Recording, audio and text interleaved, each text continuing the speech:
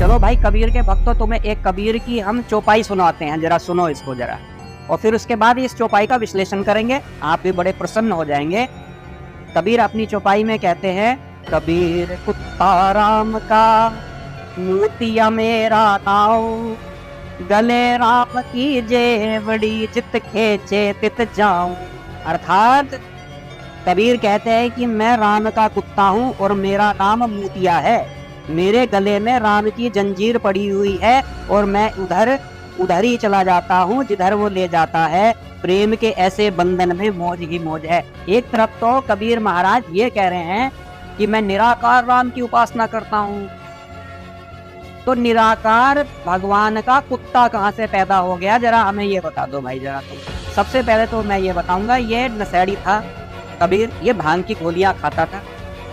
ये जुलाहा था, मुसलमान जुलाहे जो है रात रात भर जो है काम करते थे वो कपड़े वपड़े बनाने के, तो ये भांग की गोलियां खाता था। तो ये भांग की गोली में इसे कुछ पता ही नहीं होता था कि ये बोल क्या रहा, लिख क्या रहा है। ये लिखना नहीं आता था, लिखवाता तो इसका कोई और था साथ में, लिखना नहीं आता था। तो ये कहता मैं कुत्ता राम का। तो भाई कौन से राम की उपासना करते हो तुम? क्योंकि निराकार जो राम है उनका तो कोई कुत्ता नहीं होता, तो तुम किस राम के कुत्ते हो, पहले इतना डिस्क्राइब कर दो।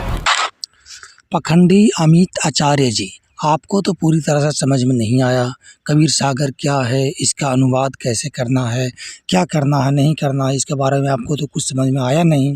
एक बानी पढ़ लिए, जैसे बानी में आपने अभी लिखा है और पढ़ा भी है, जो कि उसमें कह रहे हैं कि कबीर में कुत्ता राम का मोतिया मेरा नाम, जो कि वो कह रहे हैं कि मैं कुत्ता राम का हूँ। तो इसका मतलब आपको पूरी तरह से समझ में आया भी या नहीं? मैं तो कहता हूँ कि आपको पूरी तरह से समझ में नहीं आया, और लोग जो भी कहे, लेकिन मैं तो कहूँगा कि आपको पूरी तरह से समझ में आया ही नहीं।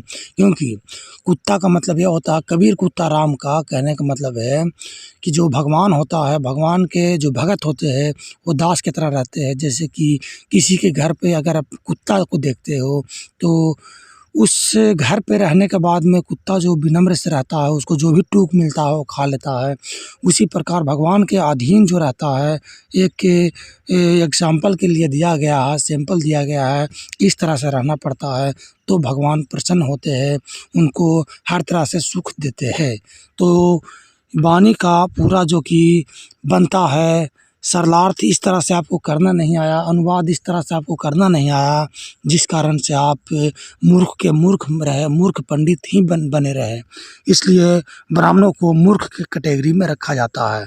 अमित आचार्य नाम की एक व्यक्ति है जो कि वो पंडित भी है और वो हनुमान जी का पुजारी है। उस पखंडी ने हनुमान जी को नाम पे झाड़ फूक भी करता है, झाड़ा लगाता है, और कबीर साहब जी के बारे में बहुत से गलत सलत बानी जो बोले हुए हैं उनके ऊपर टिप्पणी करता है कि ये जो कबीर साहब जी थे, कबीर था वो गंजेड़ी था, भंगेड़ी था, गांजा पीता था, या उनको अक्षर ज्ञान नहीं था, वो जिससे कि बोलते थे दूसरा को लिखता था, तो उनको कोई ज्ञान नहीं था, कुछ भी बोल दिए और वो कुछ भी लिख लिया, ऐसा उनको उस पखंडी का कहना। चलो भाई कबीर के भक्तों, तुम्हें एक कबीर की हम चौपाई सुनाते हैं, जरा सुनो इसको जरा।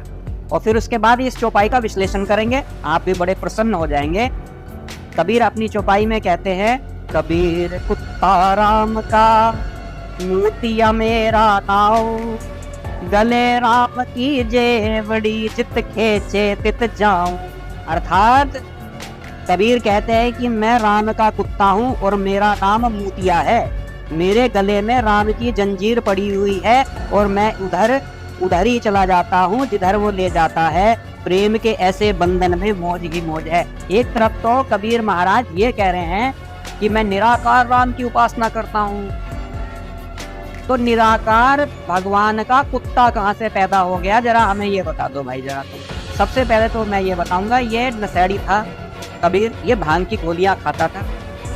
ये जुलाहा था, मुसलमान जुलाहे जो है रात रात भर जो है काम करते थे वो कपड़े वपड़े बनाने के, तो ये भांग की गोलियां खाता था। तो ये भांग की गोली में इसे कुछ पता ही नहीं होता था कि ये बोल क्या रहा, लिख क्या रहा है। ये लिखना नहीं आता था, लिखवाता तो इसका कोई और था साथ में, लिखना नहीं आता था।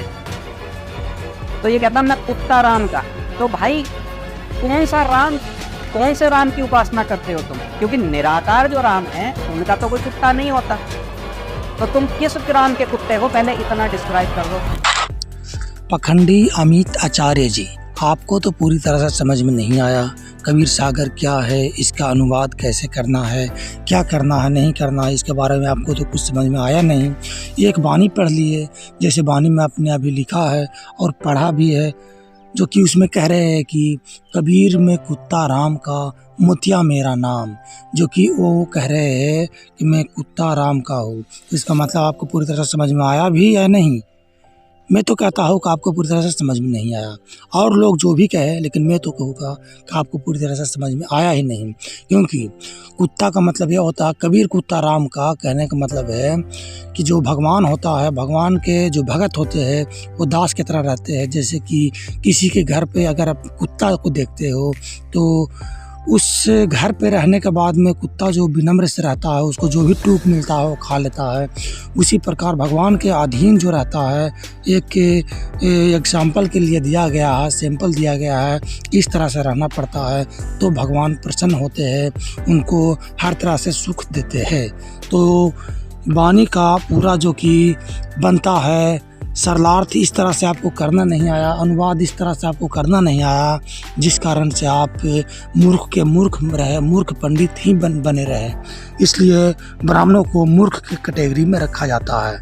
मूर्ख महंत अमित आचार्य जी, समझ में आया कुछ?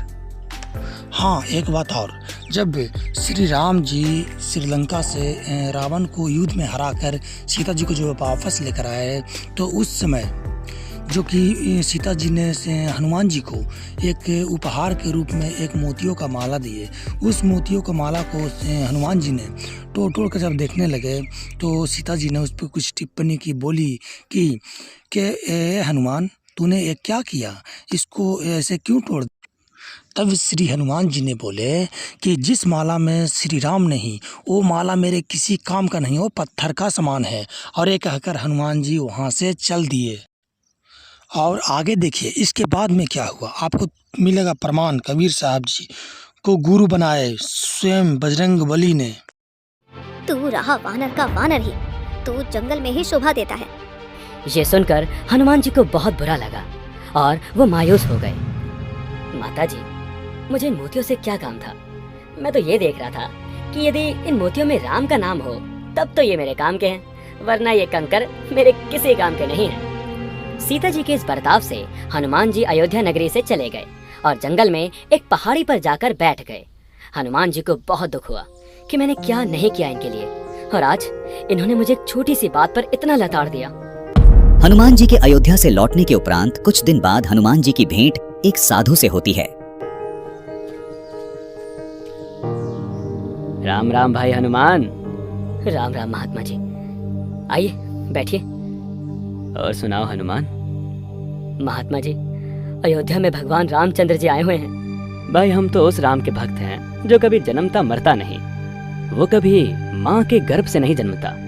ये राम जी तो न जाने कितनी बार जन्म और मर चुके हैं। अच्छा, यही बातें मुझे एक मुनींद्र नाम के ऋषि जी भी कह रहे थे। जब मैं लंका से लौट रहा था तो वो मुझे एक सुंदर बगीचे में मिले थे। वो मैं ही था हनुमान, और तुम्हारे लिए ही यहाँ आया हूँ। क्षमा कीजिए भगवान, हम तो तुच्छ बुद्धि के जीव हैं। कृपया करके मुझे आपका संपूर्ण ज्ञान समझाइए और सत भक्ति प्रदान कीजिए। हनुमान जी का गुरु कबीर साहब जी है, और अमित आचार्य जी जो कि बजरंगबली के भक्ति तक ही अटके पड़े हैं। बजरंगबली के जो भगवान है, गुरु है, उन तक तो पहुँचो कम से कम। कबीर साहब जी के ज्ञान के आगे आप तिनके के भांति उड़ जाइएगा, जो कि कबीर साहब जी का एक वाणी है कि और ज्ञान सब ज्ञान अड़ी, कबीर ज्ञान सो ज्ञान, जैसे गोला तोप का करता चले मैदान। जहाँ पर भी गिरेगा वो पूरा मैदान को ही साफ कर देगा, पूरा जगह को ही साफ कर देगा, और आप तिनके के समान हो, बस एक तिनका के समान हो।